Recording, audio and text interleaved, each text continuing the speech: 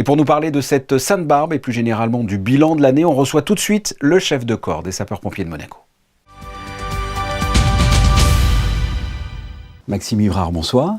Bonsoir. On l'a vu là dans ce reportage, c'est un moment important pour les sapeurs-pompiers. Qu'est-ce que représente pour vous cette Sainte-Barbe ?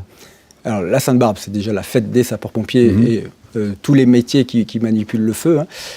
Pour nous, c'est important puisqu'en fait, c'est le moment où on réunit tout le monde, jusqu'en la personne du prince souverain qui est présent, les autorités, les amis, les gens qui travaillent avec nous, les anciens sapeurs-pompiers aussi qui sont à la retraite, qui reviennent pour l'occasion. Et c'est le moment de faire un bilan sur l'année écoulée. Voilà. Donc c'est important. Ouais, justement, ce bilan, beaucoup d'interventions cette année, ça a même été peut-être une année record. Alors c'est une année record en termes d'activité opérationnelle générale, puisqu'on va battre l'année de référence qui était 2018.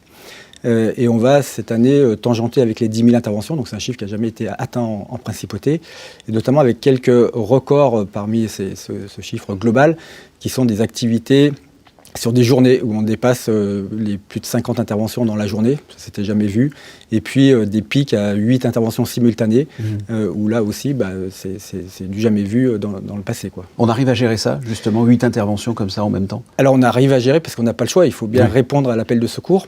Donc c'est en faisant un petit peu de gymnastique avec l'ensemble des véhicules. Parfois on ne peut pas engager une ambulance, mais on engage quand même un engin de secours qui va faire les premiers secours le temps qu'une ambulance soit disponible pour l'engager. Donc en fait c'est vraiment de la gesticulation du centre opérationnel qui doit faire une réponse à l'appel de secours. Comment vous analysez ça, ce nombre important d'interventions ? Alors on a du mal à faire des liens de cause à effet. Il n'y a qu'un lien qu'on arrive à faire, c'est que notre activité, elle est vraiment proportionnelle à la fréquentation de la principauté. D'accord. Donc c'est un chiffre qui est pas très bon pour nous, d'avoir de grosses activités opérationnelles. Par contre, c'est plutôt bon si on regarde l'attractivité de la principauté. Il y a du monde qui passe en principauté et de plus en plus.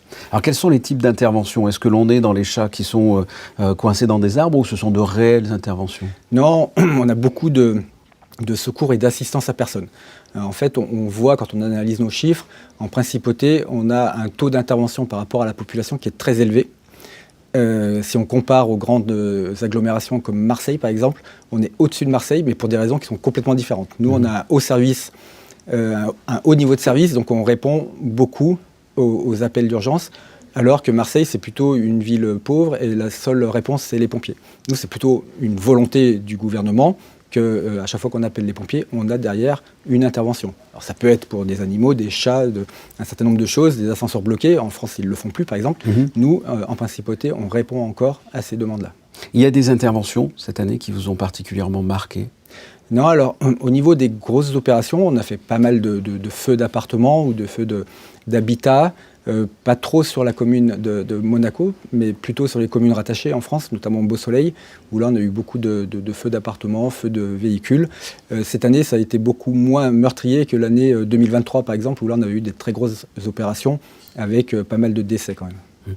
Et quand on fait ce constat où effectivement on a de plus en plus d'interventions, est-ce que vous modifiez vos équipes ? Est-ce que vous allez recruter par exemple ? Comment ça se passe ? Alors aujourd'hui, on ne recrute pas puisqu'on n'a pas de plan d'évolution du corps qui est acté. Il y en a un qui est sur le dossier du plan d'évolution est sur le bureau de nos autorités. On a travaillé pendant plus de 2 ans sur une étude avec un bureau spécialisé dans l'organisation des services d'incendie et de secours. Et les conclusions ont été rendues courant 2024, présentées aux différentes autorités. Forcément, ça pose des questions parce que ça demande des recrutements, ça demande des investissements. Et là, on est, je dirais, sur la fin du processus d'étude et on va amener les réponses aux éléments qui nous ont été demandés d'ici la fin de l'année pour pouvoir déclencher le plan d'évolution du corps qui va devoir se dérouler sur plusieurs années. Et il y a un an, un tout petit peu plus d'un an maintenant, il y a eu la première femme qui a intégré les sapeurs-pompiers. Un bilan, comment ça s'est passé pour Colline Gorgone ? Elle est très bien intégrée.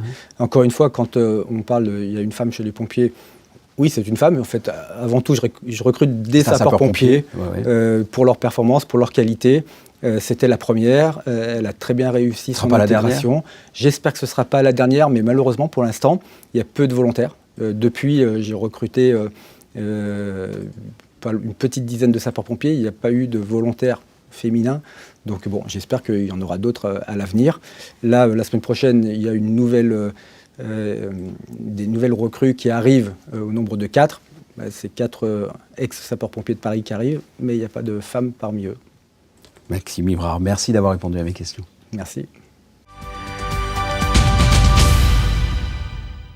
Et sachez toujours concernant les sapeurs-pompiers que Monaco Info est en immersion depuis 1 an et plusieurs épisodes sont déjà à découvrir sur notre chaîne YouTube.